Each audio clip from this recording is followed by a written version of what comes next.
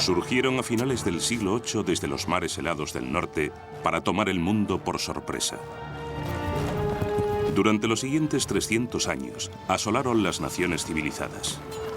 Nada puede detenerlos, ni los océanos, ni el miedo a lo desconocido, ni los soberanos europeos. Son los vikingos. Y tras su leyenda bárbara se esconde una realidad incluso más espectacular. Exploradores, colonos y mercaderes, los vikingos atacan atravesando el mar en busca de botín y riqueza legítima. Desde las costas de Norteamérica hasta los mercados de Bagdad, abren las fronteras a un asombroso cambio social, político y económico. Y entonces, desaparecen. Bárbaros, vikingos.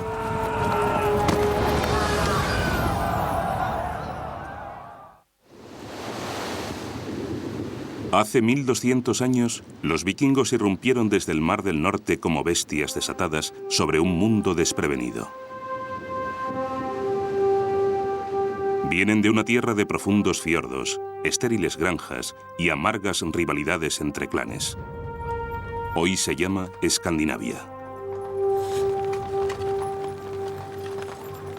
Dejan atrás leyendas sobre su violencia y su coraje, sagas de exploración y conquista, y algo incluso más notable enterrado bajo la tierra de su patria escandinava.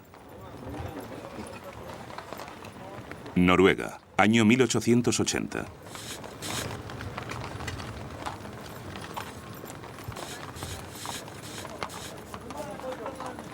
Unos arqueólogos noruegos hacen un descubrimiento extraordinario, abriendo una ventana al pasado y desvelando por primera vez cómo vivían y morían de verdad los vikingos. Fue asombroso.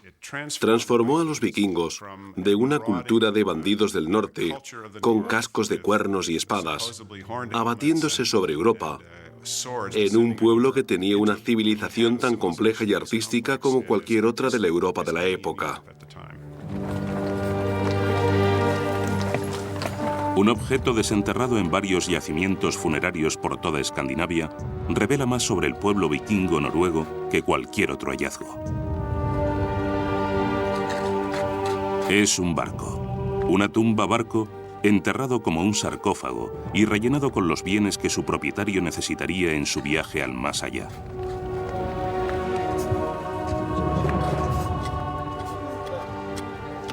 La única forma de trasladarse de un sitio a otro era en barco, y diseñaron unos barcos maravillosos.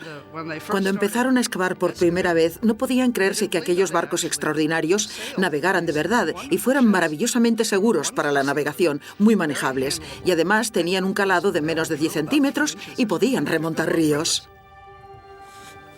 Una de las cosas maravillosas que hacían los vikingos muy a menudo con los grandes personajes era enterrarlos en sus barcos con toda su impedimenta, porque creían que la muerte significaba un viaje. Se metían en el barco todas las pertenencias que uno podría necesitar en la vida eterna y se enterraban.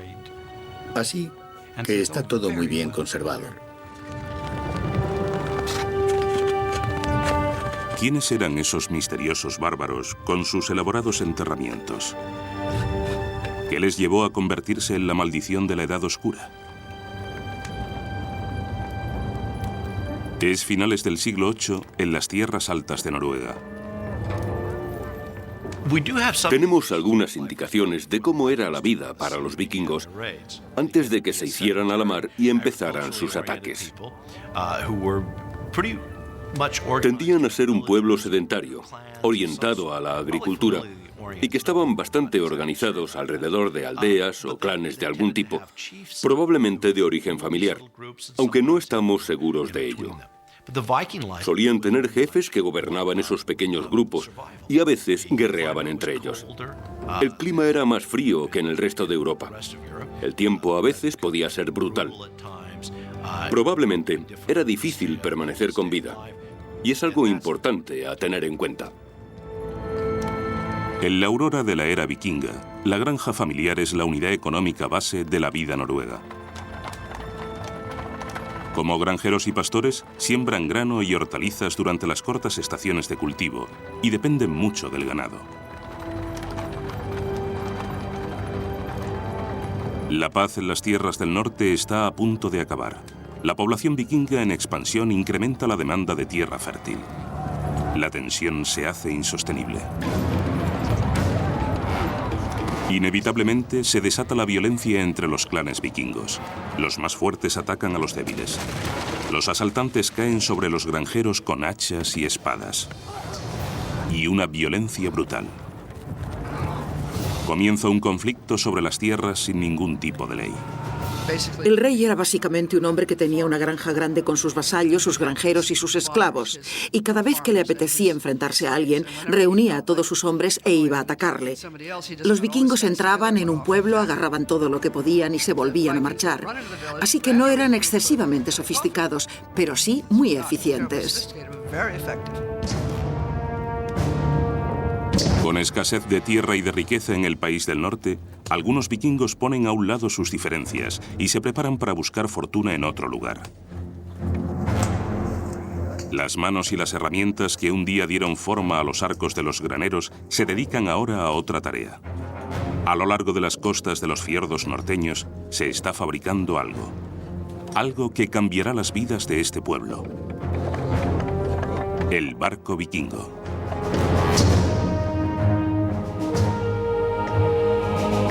Estas naves extraordinarias de diseño revolucionario darán un nuevo rumbo a la historia y lanzarán una ofensiva que dominará Europa y ultramar en los 3 siglos siguientes. En su barco, los vikingos condensan siglos de técnica de construcción naval y destreza en la navegación.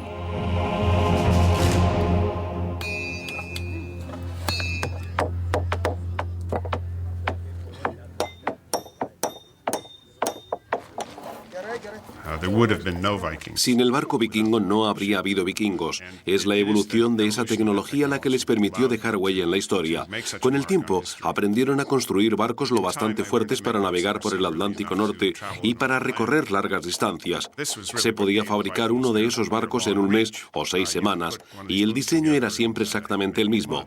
Hacían el barco más ancho si navegaban por aguas tranquilas, y tan hondo como les hiciera falta cuando navegaban por el océano abierto. Cuando necesitaban un barco de ataque que pudiera remontar los ríos de Rusia a Europa, un barco que penetrara en el corazón del continente, podían utilizar el mismo diseño y la misma técnica, pero en una versión de menor tamaño. Eran tan ligeros que se podían transportar porteándolos, se podían remolcar por los ríos y navegar a vela.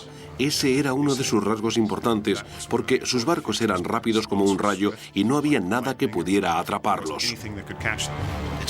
Ya no se trata de una nave costera como muchas de las del Mediterráneo. Podían saltar de Noruega a Escocia, y de las Islas Fero a Islandia, y de Islandia a Groenlandia, atravesando mares abiertos que eran tan peligrosos que los barcos costeros ni siquiera lo intentaban. A los vikingos no les daba miedo y tenían la tecnología para llevarlo a cabo. El resultado, un barco con poca resistencia al agua y una alta adaptabilidad, una maravilla tecnológica para su época.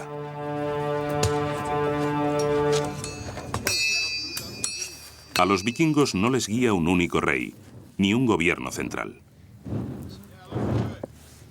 Cada aldea noruega actúa de modo independiente. Cada una proclama a su propio rey. Los vikingos se alían entre ellos para las misiones peligrosas, dejan atrás a las mujeres y los niños y zarpan. En busca de botín. Y llevan armas adecuadas para el pillaje. Entre las primeras víctimas de sus incursiones están los monjes de Lindisfarne, en la costa inglesa, en junio del año 793.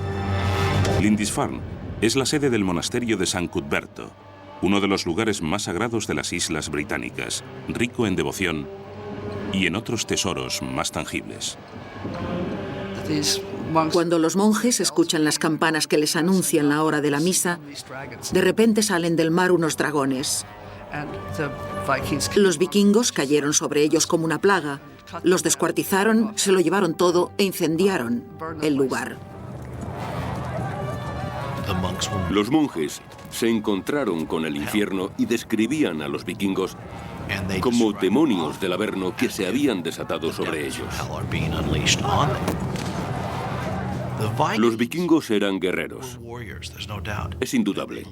Vivían de la intimidación y el miedo, del terrorismo. Eran saqueadores, no eran soldados. Creo que eran extremadamente fieros, tanto como codiciosos y hábiles.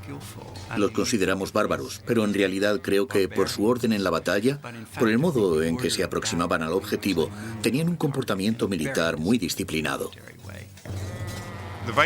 El guerrero vikingo es una máquina de guerra muy sencilla. Es un gigante escandinavo, a menudo protegido por una coraza de cuero. Cada uno iba equipado con herramientas muy simples: un cuchillo, una espada y un hacha de batalla. Y según cuentan, el hacha de batalla era el arma más feroz de todas, porque los vikingos eran habilísimos lanzándola para decapitar a la gente o dejarla inválida. Los monasterios a lo largo de la costa eran especialmente atractivos para los vikingos a causa de su gran acumulación de riquezas y a la pasividad de los monjes.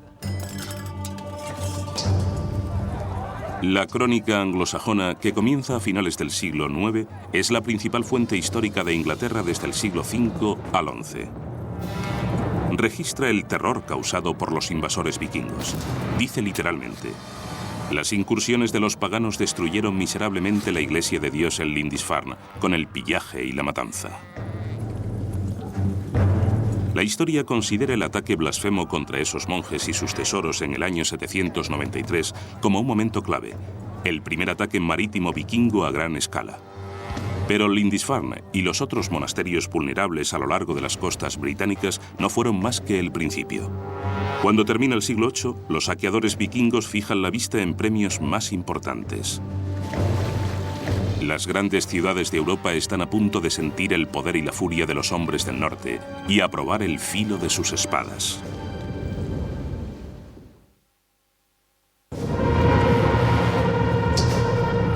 Los vikingos partieron de Escandinavia con el pillaje como objetivo. El ataque a Lindisfarne del año 793 desencadena un infierno de barbarie vikinga que amenaza extenderse a toda Europa. A mediados del siglo IX, unos 50 años después de Lindisfarne, ya se ha corrido la voz sobre las riquezas al alcance en Europa. Familias noruegas, pueblos y comunidades enteras se agrupan para construir barcos. Planean mejorar su nivel de vida a costa de las gentes ingenuas del otro lado del mar. Los españoles que más tarde llegaron a América buscaban oro, pero los vikingos buscaban plata. La plata era lo más valioso para ellos, y muchos de los objetos religiosos y de los elementos que se encuentran en los monasterios estaban hechos de plata. Las facciones vikingas zarparon cruzando el mar sin un jefe único que los dirigiera. Sus flotas agrupaban a veces montones de barcos. Pero aún así, cada flota actuaba independientemente, haciendo que la oleada de incursiones fuera más difícil de detener. La ambición de los jefes vikingos empezó a crecer, a la par que lo hacían sus reputaciones individuales. Europa era suya. Solo tenían que conquistarla. Europa es un continente extraño surcado por ríos, casi todos navegables. A diferencia de Norteamérica o África, que solo tienen unos pocos ríos grandes. Europa tiene muchos, así que los vikingos pueden meter sus barcos por casi cualquier gran caudal de agua. Sus barcos son largos y estrechos y no requieren mucho agua. Uno de los primeros ataques fluviales se produce en el año 845 a manos de un infame jefe vikingo danés llamado Ragnar. Con una flota de 120 barcos, se inspira en el recuerdo de Lindisfarne para elevarlo a otra escala. Su camino hacia la batalla es el río Sena, su objetivo, París. Incluso antes de llegar a la ciudad, los vikingos de Ragnar diezman la vanguardia de las fuerzas francesas a orillas del Sena, reservándoles a los prisioneros franceses un cruento final. En el fondo eran terroristas que confiaban que el miedo que inspiraban les facilitara el paso. No querían trabajar más de lo necesario e intentaban ser lo más crueles posible. Había un vikingo famoso al que llamaban el amante de los niños porque lanzaba bebés al aire y los pinchaba en su espada cuando caían. No eran buenas personas.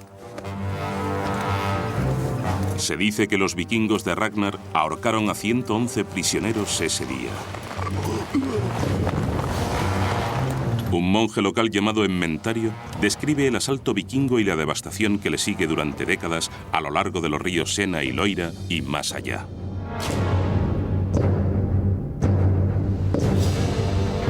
El número de barcos crece. La interminable riada de vikingos parece no cesar nunca. Los cristianos son víctimas de masacres, incendios y saqueos por todas partes. Los vikingos conquistan todo a su paso y nada se les resiste.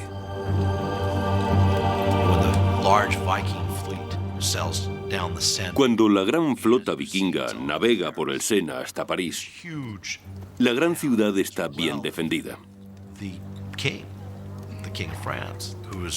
El rey de Francia, que residía en París, decidió sobornarles en vez de sufrir la posible destrucción que resultaría del enfrentamiento.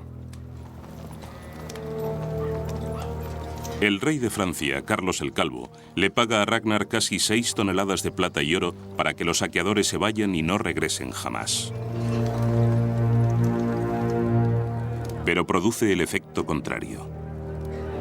Cuando se corre la voz de que se pueden obtener tributos como botín, que hay tierra y mercancías por todas partes, el pillaje del norte de Europa y de todo el continente continúa con todavía mayor fervor.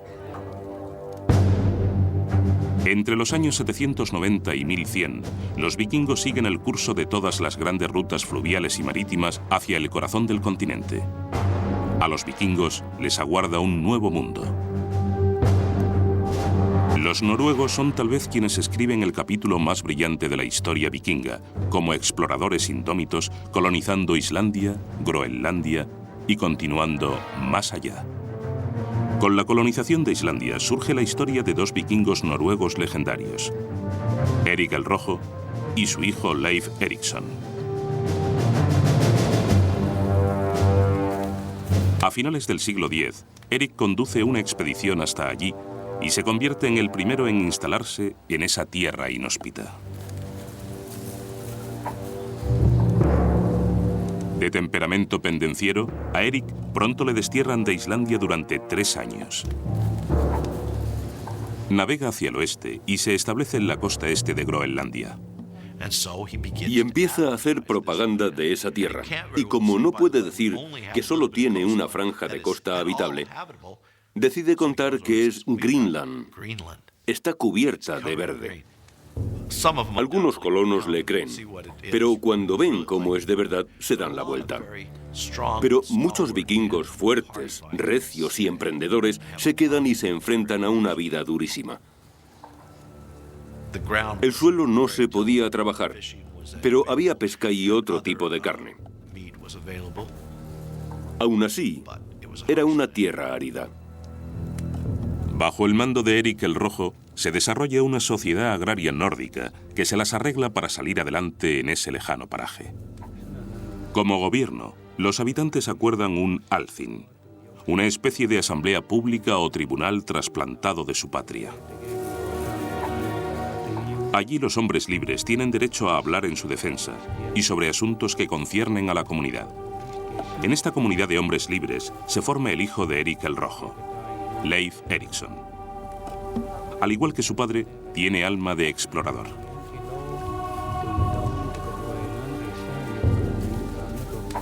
En el año 1000, zarpa de Groenlandia. Leif Erikson sigue el rumor de otro vikingo que cuenta que, navegando hacia el oeste, a la otra colonia de Groenlandia, fue alejado de su ruta por un vendaval. Cuando recuperó el rumbo, apareció frente a la costa de una tierra muy verde y frondosa. Y Groenlandia no era verde ni frondosa. Siguiendo los rumores de una tierra desconocida hacia el oeste, Leif Erikson descubre un nuevo mundo. Es algo fascinante y muy polémico. Personalmente, creo que América fue descubierta por los vikingos en el año 1000. Se ha fechado con carbono la presencia de Leif Erikson en Terranova, precisamente en el año 1000. Así que sabemos que los vikingos llegaron por lo menos hasta Terranova y probablemente más lejos hacia el sur. Los intentos de colonización americana de los groenlandeses fracasan. Se estima que el asentamiento de Terranova duró solo una década. Pero 500 años antes de que Colón llevara a cabo su gesta, los vikingos unieron los hemisferios oriental y occidental. Tras pasar un invierno en Terranova, Leif Erikson regresa a Groenlandia. Introduce algo nuevo entre los colonos. Con las mismas herramientas que construyen los barcos, fabrica las rústicas cruces de una nueva religión. Decidieron convertirse. Leif Erikson fue a Noruega y el rey le pidió específicamente que llevara el cristianismo a Noruega y cristianizara las colonias groenlandesas, y él lo cumplió debidamente. A medida que los vikingos extienden su influencia, el mundo exterior empieza a afectarles. Sus jefes consideran el cristianismo como un modo de unificar a los vikingos, con el objeto de tener más poder sobre ellos. En la aurora del siglo XI, 200 años después del ataque de Lindisfarne, los hombres del norte siguen sin tener un solo rey, ni sentido de la solidaridad. El cristianismo es un motivo de unión. Pero los vikingos cristianos han de enfrentarse a veces a la resistencia de sus vasallos paganos, la resistencia a abandonar a sus antiguos dioses. Los reyes se inclinaron hacia el cristianismo porque les convenía, les servía para consolidar su poder y empezaron a imponérselo a su pueblo, lo que causó muchos conflictos. A la gente no le gustaba, les daba miedo, no querían abandonar sus viejas tradiciones. A la isla acudieron algunos misioneros cristianos que convirtieron a unos pocos. Pero había muchos escépticos y en una ocasión decidieron hacer una prueba con sus deidades paganas, con el representante de esas deidades que se conocía como Berserker, un hombre que estaba loco, por decirlo de un modo agradable. Y los misioneros cristianos les desafiaron. Les dijeron, vamos a encender una hoguera y vosotros encenderéis otra. Si el berserker atraviesa vuestro fuego pero no puede atravesar el nuestro, entonces sabremos que el paganismo ha vencido. Es casi como un duelo del Antiguo Testamento. La historia cuenta que el berserker llegó, pasó con facilidad sobre el fuego de los paganos, pero no pudo atravesar el fuego de los cristianos. Así vieron todos que el cristianismo era la religión verdadera y se convirtieron. De vuelta en Noruega, emergerá el nuevo catalizador de la unidad vikinga en la persona de un muchacho vikingo. Harald Hardrada es el hermanastro del rey Olaf de Noruega y su heredero aparente. Solo tiene 15 años y ha luchado en el bando perdedor de una guerra civil vikinga. Pero volverá. Se vengará y escribirá su propia historia con la sangre de sus enemigos.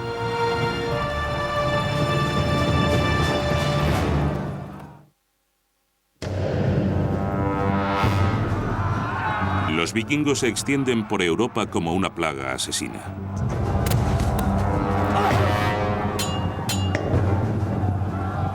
Los primeros en caer son los monasterios indefensos, pero pronto los invasores llevan el terror hacia el interior del continente. Al final, los vikingos acaban luchando entre ellos. Noruega está inmersa en una guerra civil. En 1030, las fuerzas leales al rey danés Canuto el Grande se enfrentan con la del rey noruego Olaf en la batalla de Stiklestad.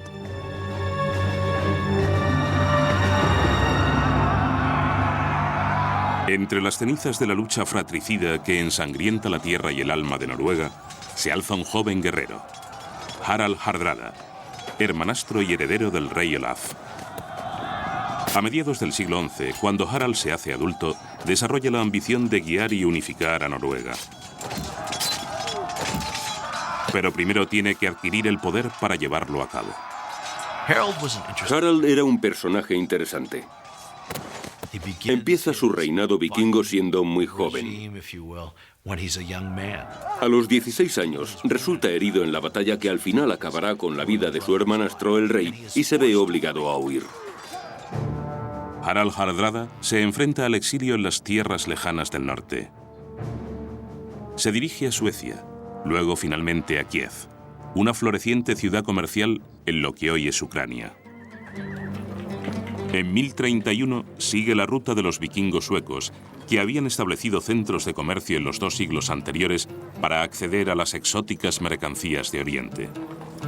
Los suecos llegaron como salvajes saqueadores, pero se quedaron para convertirse en mercaderes cosmopolitas. Mediante el comercio, Kiev conecta el mundo escandinavo con el extenso universo de Oriente, un aspecto que no pasa desapercibido para Harald. Cuando se encuentran tesoros de esta época, hay monedas de todo el mundo. Han encontrado estatuillas de Buda en las ruinas de Hedevi. Tales eran los contactos de ese pueblo. Eran más importantes como comerciantes que como saqueadores. Es en esta encrucijada de cultura y comercio donde Harald se da cuenta de que sin un mercado para su botín, su poder es limitado. Una lección que pronto pondrá en práctica.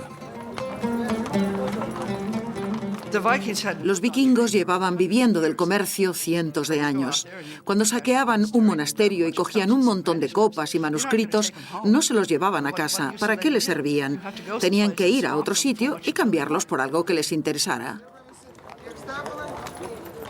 Pero las mercancías materiales son solo una parte del comercio. Los vikingos también comercian con carne humana. Como tratantes de esclavos, comercian con los hombres y mujeres que capturan en sus incursiones.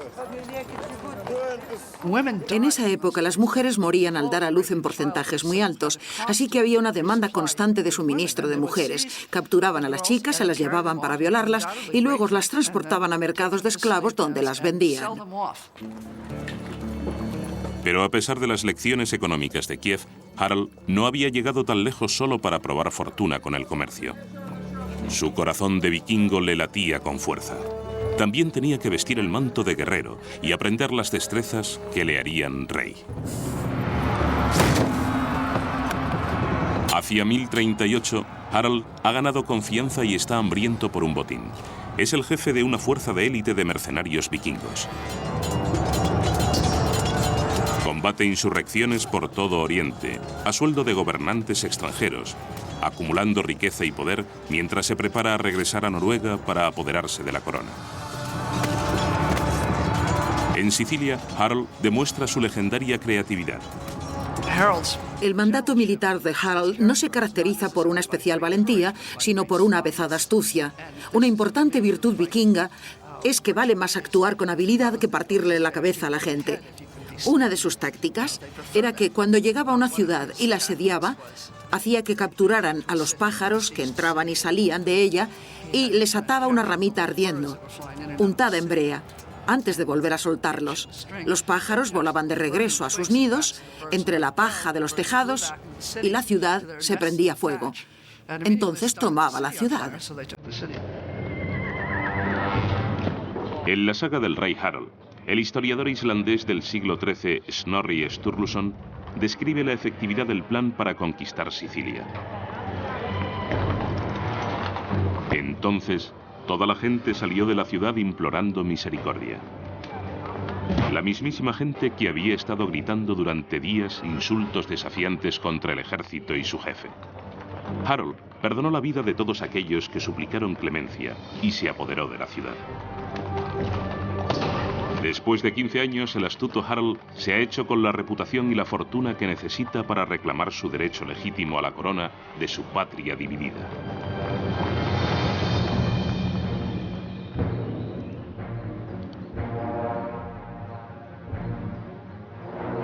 En 1046 regresa a Escandinavia como un mercenario famoso con las riquezas y ambición de un rey, pero sin el título.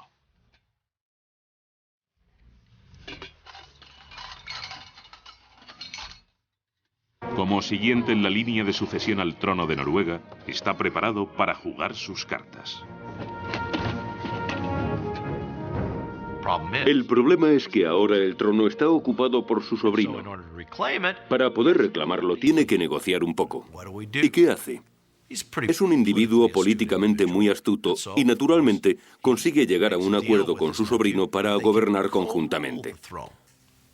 El acuerdo funciona. Su sobrino muere en un año.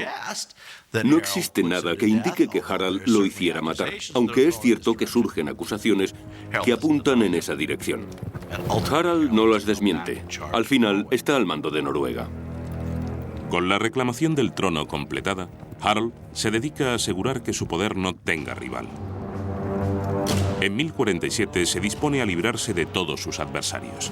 Con una mezcla brutal de táctica y venganza, Harald descarga una furia inusitada contra todo el que se le opone.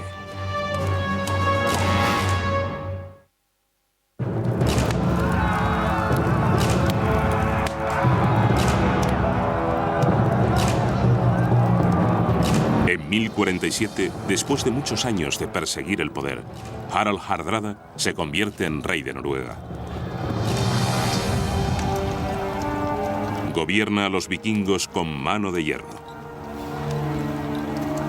Los hombres de Harald no muestran misericordia al arrasar las granjas y aldeas de quienes se le oponen. Su mensaje es simple: someteos o morid. Por todo el país, los enemigos de Harald pagan el máximo precio por su deslealtad.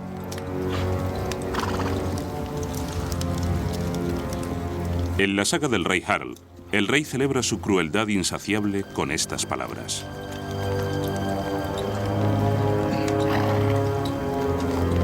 mataré sin compasión y recordaré todas mis matanzas. La traición será erradicada por las buenas o por las malas antes de que me afecte.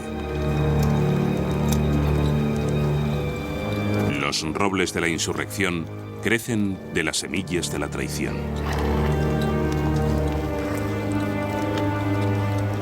Con la insurrección aplastada, es hora de celebrarlo. Los partidarios del rey Harald acuden a la larga casa de troncos para un lujoso banquete. Si tenías mucho dinero, mucho oro, eras el hombre más importante entre los vikingos porque te lo gastabas en el pueblo. Así es como creaban sus ejércitos. Había que darle de comer y cubrirlo de oro porque era lo que querían. Tenías que darles un anillo de oro cuando hacían algo bien o una copa de oro o skald. Necesitabas tener un tesoro enorme y si lo tenías te convertías en una persona importante. Ese fue el objetivo de Harald cuando se dedicó a saquear ciudades, porque así era como se acumulaba el oro.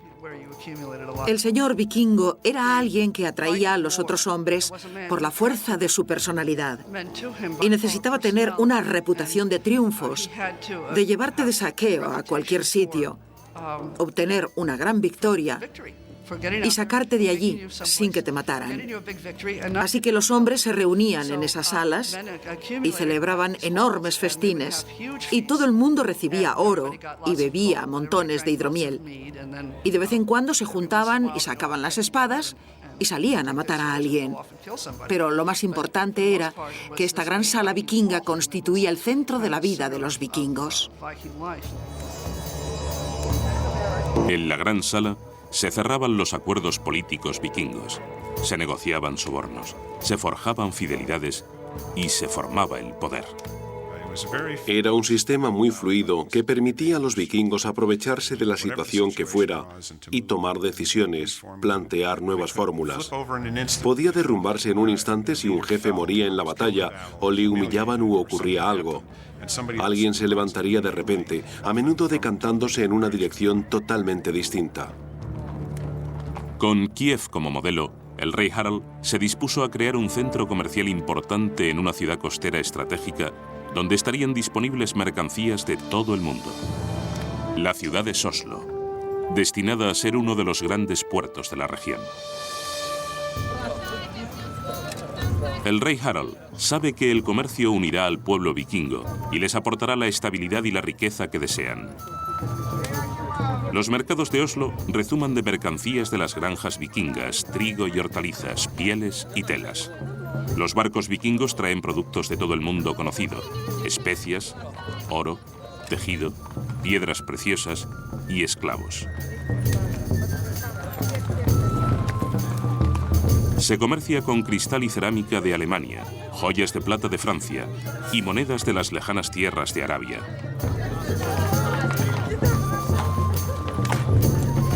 Los vikingos se convierten en hábiles comerciantes a la vez que Oslo crece y prospera.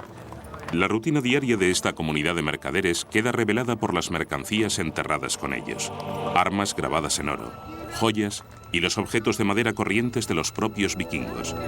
Pero el desarrollo de un centro comercial importante no hace más que azuzar el apetito de mayor poder y riquezas de Harald.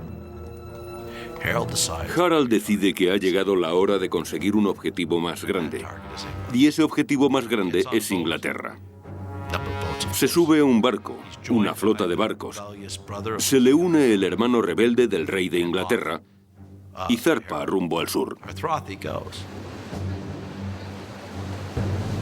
Cuando contempla Inglaterra y el futuro, seguro que Harald se imagina su propio imperio extendiéndose tan lejos como le lleven sus barcos.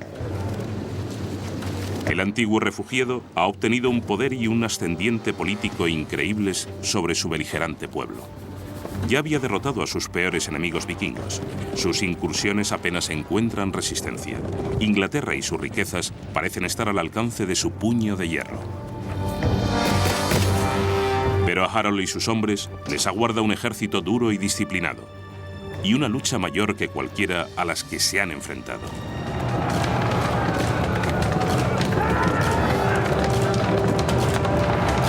Una lucha que amenazará con deshacer todo lo que se ha ganado.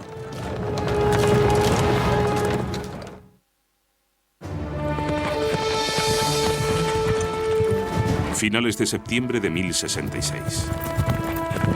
Un jinete porta urgentes y funestas noticias para la ciudad de York. El rey vikingo Harald se acerca. Los ingleses le conocen bien por su reputación de brutalidad. Solo una respuesta rápida y un gran coraje pueden detenerle.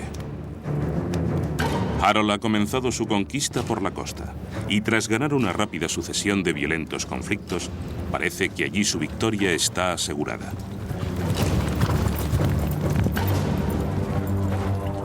York parece dispuesta a rendirse. Harald y un contingente de sus tropas se dirigen a Stamford Bridge, a unos 12 kilómetros de la ciudad. Espera que los gobernantes de York le rindan homenaje y le entreguen rehenes como tributo. En realidad, Harald está tan convencido de que el norte de Inglaterra ya es suyo, que solo le acompaña una parte de sus hombres y se han quitado las corazas.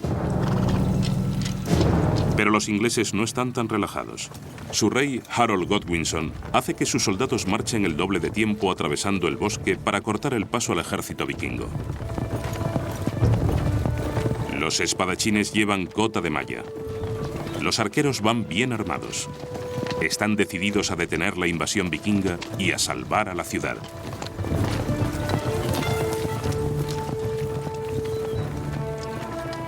Cuando aparece el ejército inglés, o al menos eso cuentan las sagas, los vikingos se quedan asombrados al ver brillar al sol de mediodía las armaduras del ejército que se les acerca. No saben quién es, pero según se va aproximando lo reconocen. Según la saga del rey Harald, a los vikingos el brillo de las armas les pareció una lámina de hielo. Harald toma una decisión malograda. En vez de retirarse y aguardar a que el resto de sus tropas desembarque, quiere luchar ya.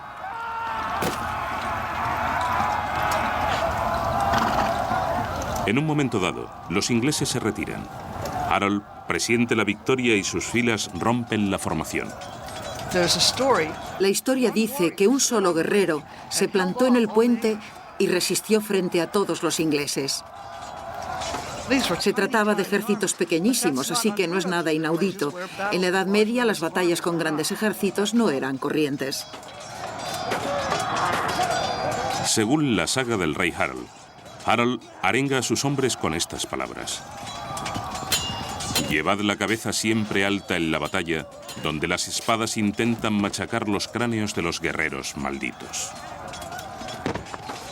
El guerrero del puente los contuvo, pero una vez que le mataron, pudieron llegar hasta Harald. Con el puente abierto, los soldados ingleses se abaten sobre las tropas vikingas sin armadura, segándolas como hoces entre el trigo. La batalla es salvaje. Los vikingos emplean toda su habilidad y coraje contra un ejército que lucha por defender su patria. Los vikingos caen uno detrás de otro y su sangre empapa el suelo inglés en una terrible matanza. Las sagas vikingas narran la batalla. El corazón afilado por la lucha del jefe no se estremeció. El fuerte rey demostró a todos el mayor coraje en el fragor de la batalla. Su espada sangrienta hirió de muerte al enemigo. En medio del combate, una flecha bien apuntada o guiada por el infortunio se alojó en la garganta de Harald Hardrada. Los refuerzos de Harald llegaron ese mismo día, pero era demasiado tarde. Inferiores en número y en estrategia, los vikingos se enfrentan a un desastre casi total.